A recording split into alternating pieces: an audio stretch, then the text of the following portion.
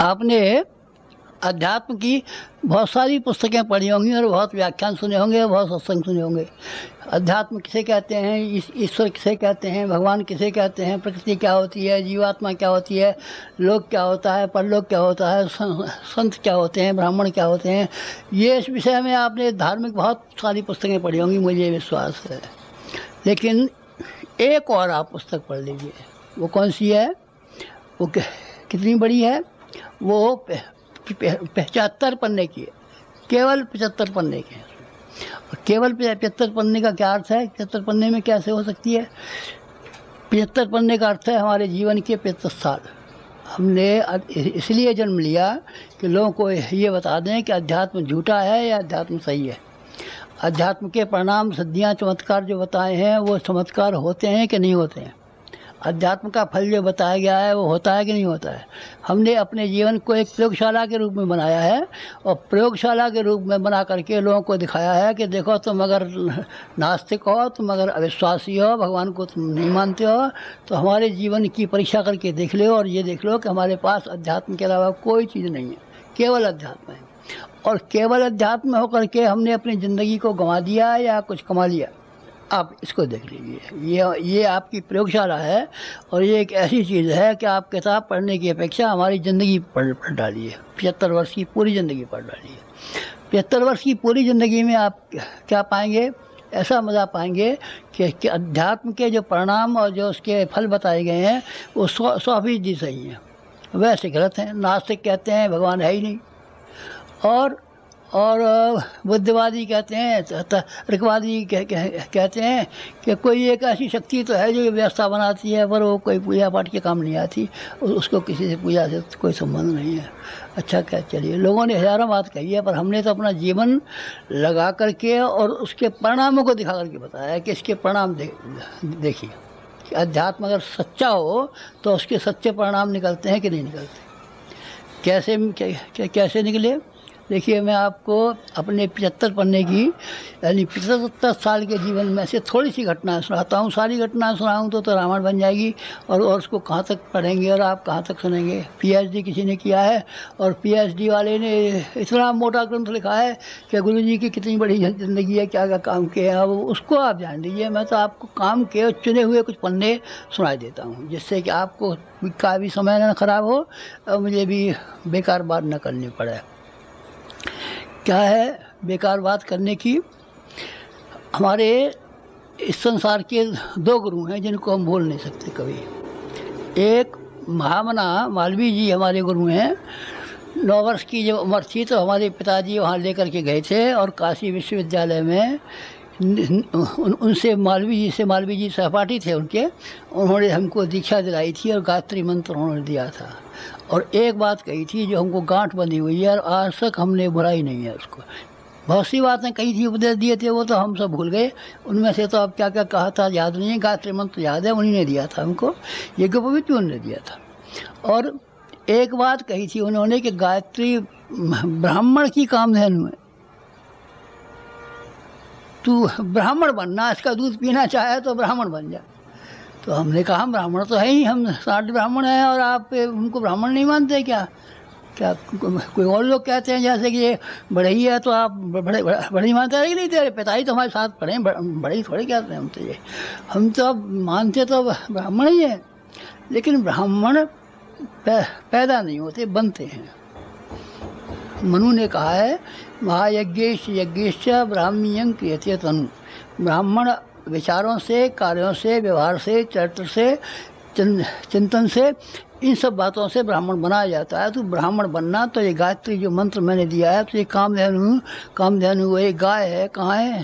स्वर्गलोक में रहती है। देवता उसका दूध पीते हैं, वो निहार जाते हैं। ये कामधेनु के बराबर फल देगी। एक गुरु मैंने ये बांध ली कि मैं ब्राह्मण बन के जीऊँगा। राजा हरिश्चंद्र का ड्रामा गांधी जी ने देखा था और देखने के बाद में उन्होंने कहा मैं हरिश्चंद्र होकर के जीऊँगा, और वास्तव में हरिश्चंद्र ही होकर के जिए।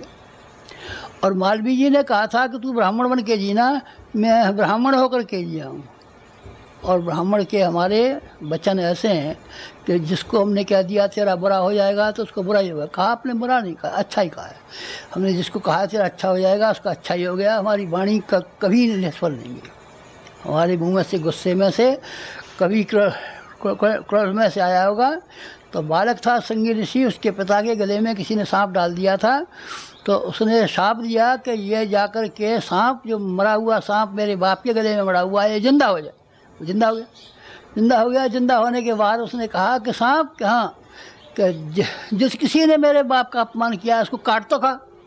बस वो खट चला गया सांप सनसनाता हुआ। और उसने परीक्षित को 7 दिन के भीतर टाइम दिया था, 7 दिन में खा ही लिया उसको। सब बचाव के उपाय कर डाले पर वो हुआ नहीं। ये किसे कहते हैं? ये ब्राह्मण की शक्ति कहते हैं।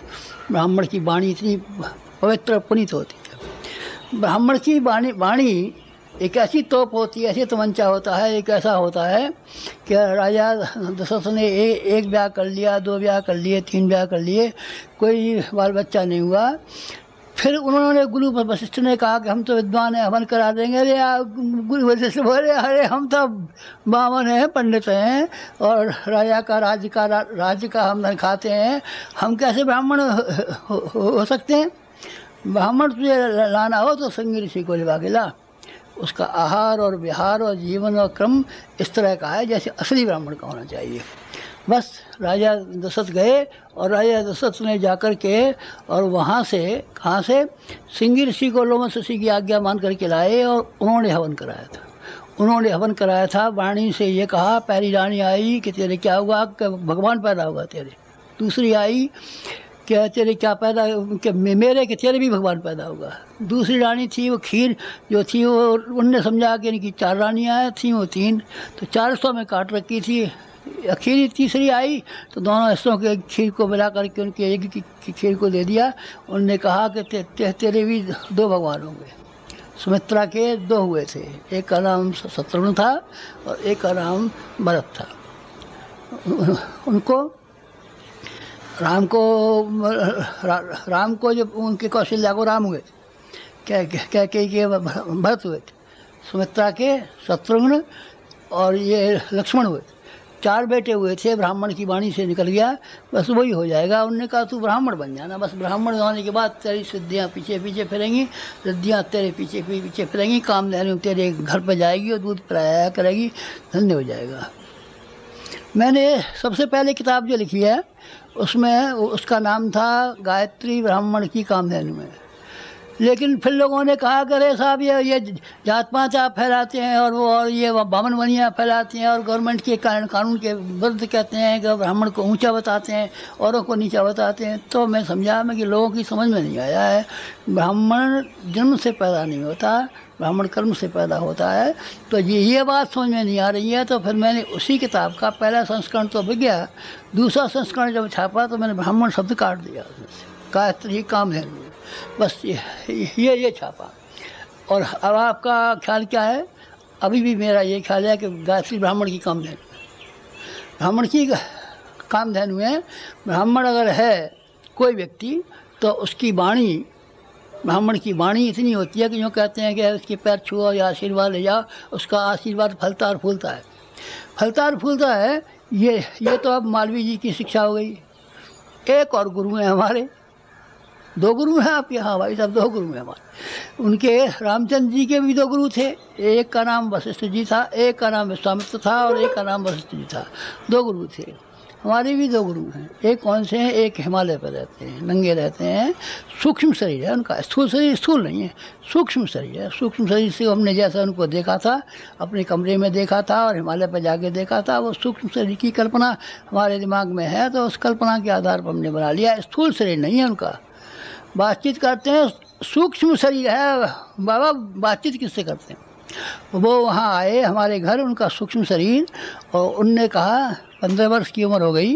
तो 15 वर्ष की उम्र हो जाने पर उनने कहा कि हम तुझे गायत्री की दीक्षा देंगे। तो हमने कहा कि हम गायत्री की दीक्षा तो ले आए हैं, मालवीय जी ने दे दी थी। उन्होंने कहा नहीं, हम दूसरी दीक्षा देंगे, हम दूसरी दीक्षा देंगे, क्या तुम्हें क्या आप भी दे दीजिए।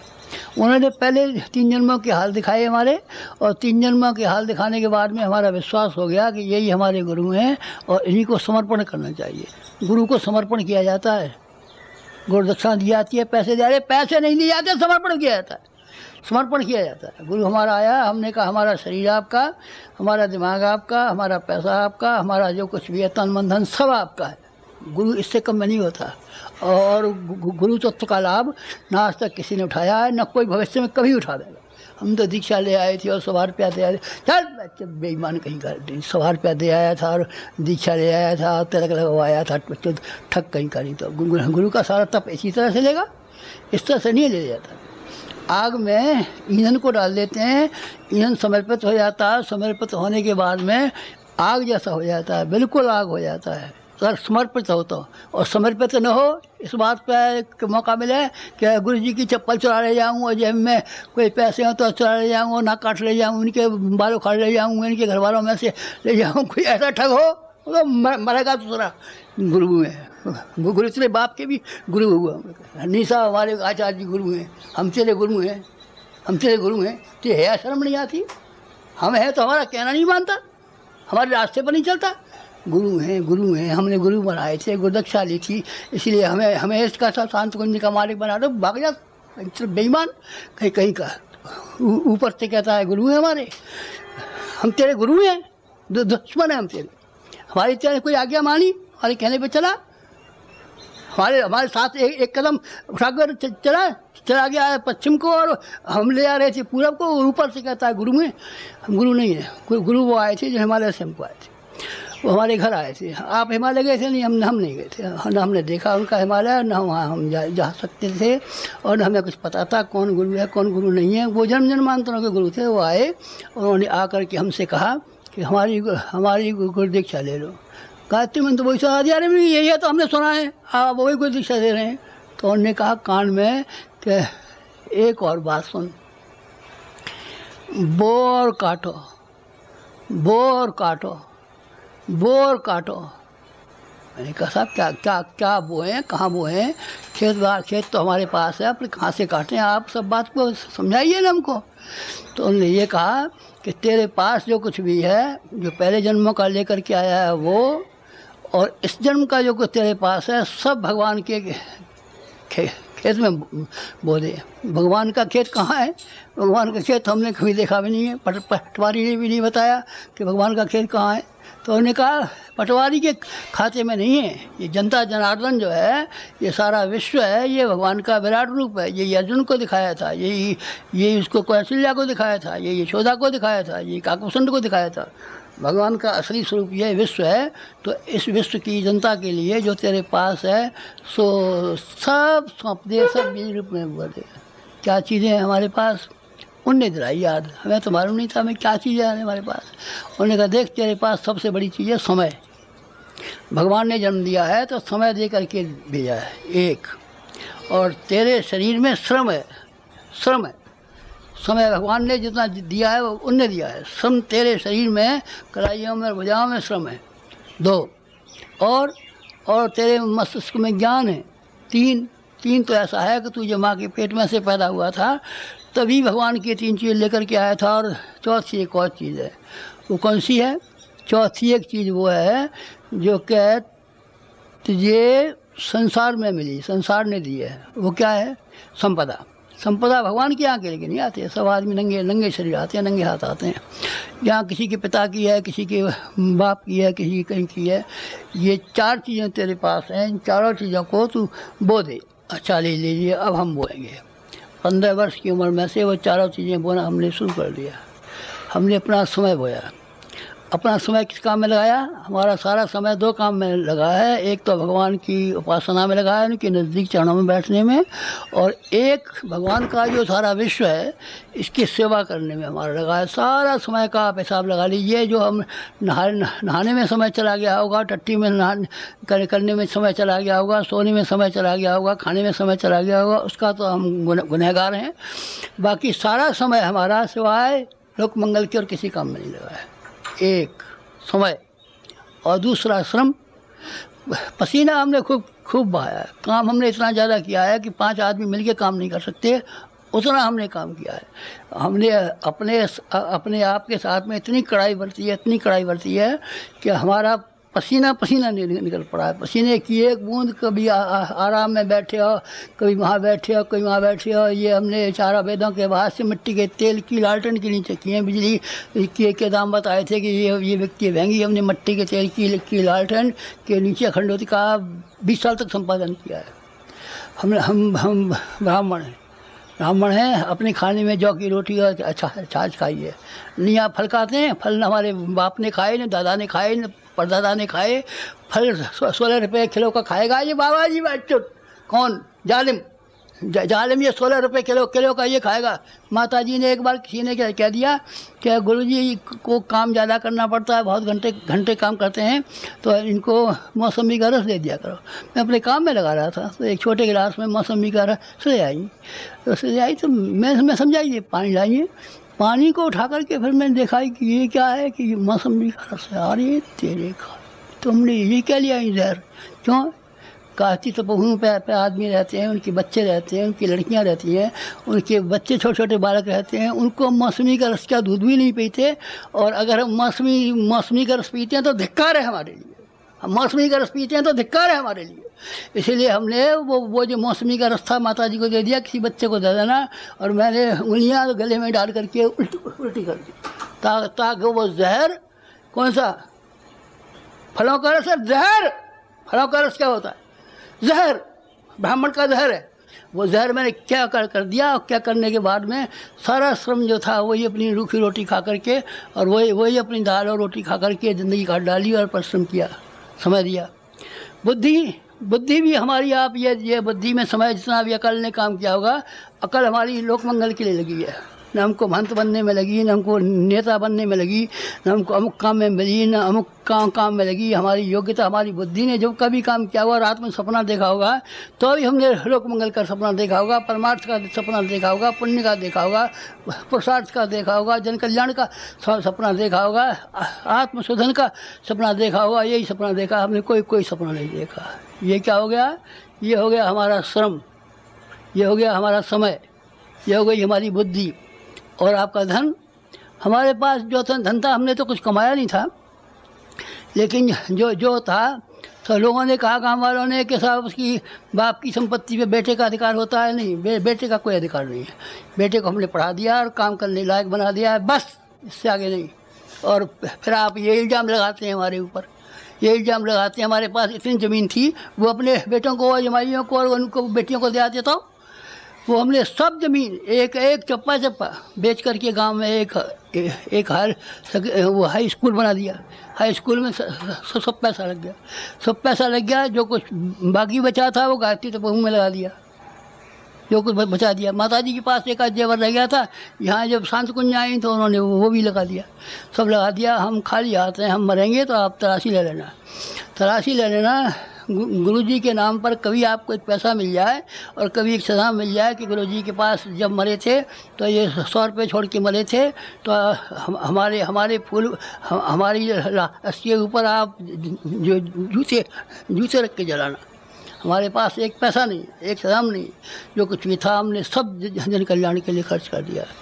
तो क्यों साहब आपने अपने गुरु की आज्ञा मान करके, क्या गुरु की आज्ञा नहीं मानेंगे तो क्या करेंगे? फिर गुरु का बात का नौकर है हमारा कोई? गुरु की क्या आज्ञा मानी हमने? आज्ञा नहीं मानी, उसके लिए समर्पित हुए, समर्पित नहीं हुए। उससे ये कहा कि आप जो कुछ भी कहेंगे हम वही करेंगे, आप चाहे गलत कहते हैं चाहे सही कहते हैं, चाहे हमारा नुकसान जाता है, हमारा सारा नुकसान गया। अगर हमने समय का कुछ उपयोग किया होता तो हम कुछ नौकरी कर लेते, दुकान कर लेते, कुछ तो कर लेते, अपने श्रम का कुछ कर लेते, तो हम खेती कर लेते, कुछ काम कर लेते, कुछ तो कर लेते। जो हमारे बाप दादे लाखों रुपए की जायदादें छोड़ के गए थे, अभी आप मकान देखना हमारा कितना बड़ा मकान, उसमें से जो हम छोड़ के गए थे उस पैसे को बैंक में जमा कर देते, तो उसकी ब्याज से हमारी 7 पीढ़ी बैठ कर के बैंक से खाती रहती है। पर नहीं, गुरु शिष्य की परंपरा बड़ी होती है। गुरु आपने सुना हमारा वो गुरु बकेवत बच्चन, धूर्त, बेईमान, चालाक, गुरु बताता है। गुरु किसे कहते हैं जानता है? हम जानते हैं गुरु को, हमने जीवन में गुरु को समझा है और गुरु ने हमको समझा है कि ये आदमी पात्र है, इसका पात्र है। उसने अपनी सारी शक्ति उड़ेल दी हमारे ऊपर। उसका तप जो है, जितना पुराना तप है, उसने एक और एक तप उड़ेल दिया हमने, और हमने जो कुछ भी था सब सौंप दिया है। आग ने अपनी सारी गर्मी ईंधन को सौंप दी है और ईंधन ने अपनी सारी गर्मी सारा शरीर आग को सौंप दिया है। बस ये हो गया। तो आपको फिर क्या मिला इससे? भाई साहब जो मिला उन्होंने ये कहा था, देख बाजरा जो है 100 गुना पैदा होता है। खेत में एक बाजरे का बीज बो दे तो उसमें जो बाल आवेगी 100 होंगे, और जो मक्का बोएगा, एक मक्का का बीज बोएगा तो 100 गुना बोएगा। हमने जो जो जो 4 चीज़ें बोई उसकी 100 गुनी ज़्यादा हमने प्राप्त की है। समय जो आपने लगाया, वो समय जो हमने लगाया भाई साहब, वो हमारा समय इतना बड़ा समय है, इतने वर्ष की ज़िंदगी जी ली हमने कि आपको अचंभा होगा। राम वो जो थे विवेकानंद 30-35 वर्ष दिए थे, राम 30-35 वर्ष दिए थे, और विवेकानंद 30-35 वर्ष दिए थे। इतने ही वर्ष में इतना काम कर लिया जो कि 350 वर्ष में नहीं हो सकता। और हमने 75 वर्ष में इतना काम कर लिया जितना कि 750 वर्ष में नहीं हो सकता। कोई एक आदमी 750 वर्ष लगातार बैठा रहे और काम करता रहे तो 750 वर्ष का काम नहीं कर सकता। जितना कि हमने साहित्य लिखा है, जितना हमने संगठन किया है, जितने हमने शक्तिपीठें बनाई हैं, जितना हमने जो काम किया है, जितना हमने राष्ट्रीय कांग्रेस में काम किया है, उन सब कामों को आप लगाएं तो वो बहुत बड़ा काम है। ये जो काम कर डाला, ये क्या है? हमने समय बोया और उसके बदले में इतना मूल्यवान समय पाया कि लोग कहेंगे कि गुरुजी की बातें जो सुनाई जा रही हैं ये तो 750 वर्ष के जिए होंगे। कैसे लोग हम कह देते हैं कि 600 वर्ष के हमारे गुरु हैं, लोग हमको 750 वर्ष का गुरु बताएंगे। क्योंकि हमने इतना काम किया। ये क्यों किया? कि हमने उनको दिया। और वो जो आपने समय दिया, वो हमने प्यार पाया। हमने प्यार बेचा है और प्यार खरीदा है। हमने प्यार लौटाया है और प्यार समेटा है। इतना प्यार कि हमारे पास जो कुछ पुण्य रहा होगा, गुरुजी हमारा ये आदमी बीमार है, आप ठीक कर दीजिए, हमारे पास कोई पुण्य का भाग रहा होगा तो हमने उसको दे दिया होगा। जो अच्छा हो गया होगा और रोता हुआ आया होगा, हंसता हुआ गया होगा। जो रोता हुआ आया होगा और हंसता हुआ गया होगा, तब उसके पीछे जो उसका प्यार उठा के देखो, इसने हमारे लिए कुछ किया था, हमारे लिए कुछ किया था। 24 लाख आदमी लिए फिरते हैं, वो हमने चालाकी से थोड़े बनाए, जालसाजी से थोड़े बनाए, अखबार निकाल के थोड़े बनाए, फोटो छप्पा के थोड़े बनाए कि 24 लाख आदमी ऐसे बन गए। 24 लाख आदमियों के लिए हमने कुर्बानियाँ की हैं। और वो आदमी कुर्बानियाँ करने के लिए हमेशा हमारे लिए तैयार है, हमेशा हमारे लिए तैयार है। जब कभी भी हम शक्तिपीठों के उद्घाटन में गए तो जहाँ कहीं भी गए तो लोगों ने सुना कि यहाँ गुरुजी आ रहे हैं, तो 20-20 को से आदमी बैलगाड़ियों में चढ़ कर के आए और छोटे देहातों में 1-1 लाख आदमी की भीड़ हुई। 1-1 लाख आदमी की भीड़ हुई। कोई हमसे कह रहा था कि वहाँ एक सरबत खालसा होने वाला है और आपको बर्खास्त किया जाएगा। तो हमने कहा जैसा सरबत खालसा दिल्ली में होने वाला है वैसा सरबत खालसा तो हम एक छोटे देहातों में बना के दिखाएंगे। कोई चुनौती देगा तो हमारे 24 शक्तिपीठ हैं, फिर हम निकल पड़ेंगे, चलो भजन फिर कर लेंगे, अगले जन्म में कर लेंगे या अगले साल कर लेंगे। 1 साल के लिए हम निकल पड़े। तो आप ये देखना कि जहाँ कहीं भी गुरुजी गए वहाँ लाख आदमी से कम नहीं है। सरबत खालसा करेगा ऐसी अपनी सरबत खालसा करूँगा तो उसमें ये हुक्म निकलवाऊँगा कि गुरुजी को बर्खास्त कर दिया और ये नहीं गुरुजी गद्दी में बैठ जा, हमारे सिर में बैठ जा, गद्दी में बैठेगा वहाँ भाड़ में। इस तरीके से क्या है मित्र, हमने लोगों से ये जो किया उसका बदला पाया है। और पैसा आपको दिखाई नहीं पड़ता। किसी आदमी से आप ये पूछना कि आपके पास गुरुजी चंदा वही लेकर के आए थे क्या आप हमको रसीद देना और 2 रुपये देना और हमको 1 रुपये देना, गुरुजी ने मांगा था क्या कभी? अगर हम मांगे तो हमको 100 खोटी कहना। हम ब्राह्मण हैं, पर हमारे यहाँ जब 1000 कुंड यज्ञ हुआ था तब गुरुजी ने आज्ञा दी थी कि तू 1000 कुंड यज्ञ कर, 24 प्रदक्षिण पूरे हो गए, यज्ञ करना आवश्यक है। तो हमने कहा यज्ञ करें चाहे न हो, अधूरा रह जाए हमारा, पर हम किसी के आगे ये झोली पसारने के लिए कि साहब 2 रुपया दीजिए और हमारे 1000 कुंड हो रहा है, हम कभी नहीं जाएंगे। चाहे आप गुरु जी हैं तो इसके बदले में फांसी पर चढ़ा दीजिए। आप फांसी पर चढ़ा देंगे तो वो हमको स्वीकार है। आप गंगा जी में डूबने के लिए कहेंगे वो हमको स्वीकार है, पर हम मांगने नहीं जाएंगे। लेकिन हम मांगने नहीं गए। फिर कितना खर्च हुआ है आप जानते हैं? 2400 शक्तिपीठें बनी हुई हैं, एक शक्तिपीठ 10-10 लाख की बनी हुई है। आप जूनागढ़ जाके आइए, पूरे पत्थर की बनी हुई है। आप अहमदाबाद होकर के आइए, कितनी शानदार बनी हुई है। आप सहरसा होकर के जाइए, देख के आइए कितनी बड़ी बनी हुई है। आप भिलाई देख कर के जाइए, 10 लाख रुपए की शक्तिपीठ बनी हुई है। एक एक शक्तिपीठ को देखें तो आप करोड़ों करोड़ रुपए की शक्तिपीठें बनी हुई हैं। कि किसकी? 1000 रुपये हमने दिया, लो भाई शक्तिपीठ के लिए हम तुम्हें आज्ञा देते हैं और ये 1000 रुपये नकद देते हैं, इसको ले जाओ, तुम बना देना, तुम्हारा अक्षर रहेगा, तुम्हारा कभी पैसा नहीं घटेगा।